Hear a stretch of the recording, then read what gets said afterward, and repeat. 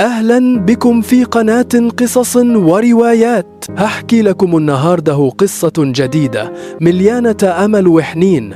قصة اسمها صندوق الموسيقى السحري. كان يا ما كان في زمان قريب كان فيه ولد صغير اسمه يوسف.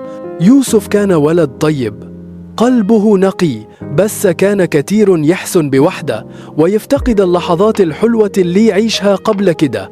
في يوم وهو بيلعب في غرفة جده القديمة، لقى صندوق صغير شكله قديم جدا ومغطي بطبقة تراب. قرب يوسف بفضول ومسح التراب بإيده ولقى مكتوب عليه صندوق الموسيقى السحري.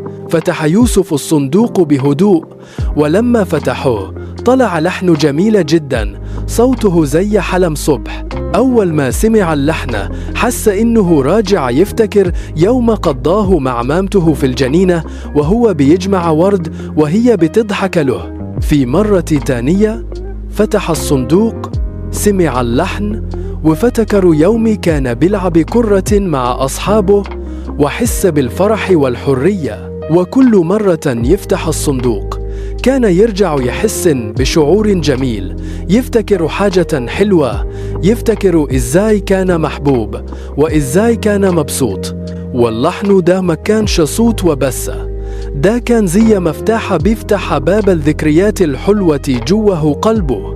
بعد كده يوسف فهم إن الذكريات الحلوة دي أغلى من أي كنز، وإن الحياة مش بس في الحاجات اللي نملكها، لكن كمان في اللحظات اللي نحس فيها بالحب والدفء. ومن ساعتها بقى يوسف كل شوية يفتح الصندوق يسمع اللحن ويقول الله، دي أحلى هدية في الدنيا. وبقى اللحن السحري يده صاحبه، وكل مرة يحس فيها بضيق يفتح الصندوق يسمع اللحن ويرجع يشعر بالأمل والحب.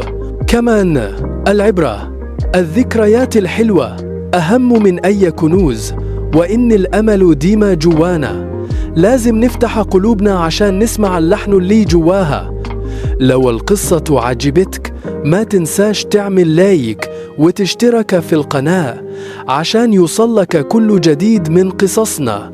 شكرا ليكم.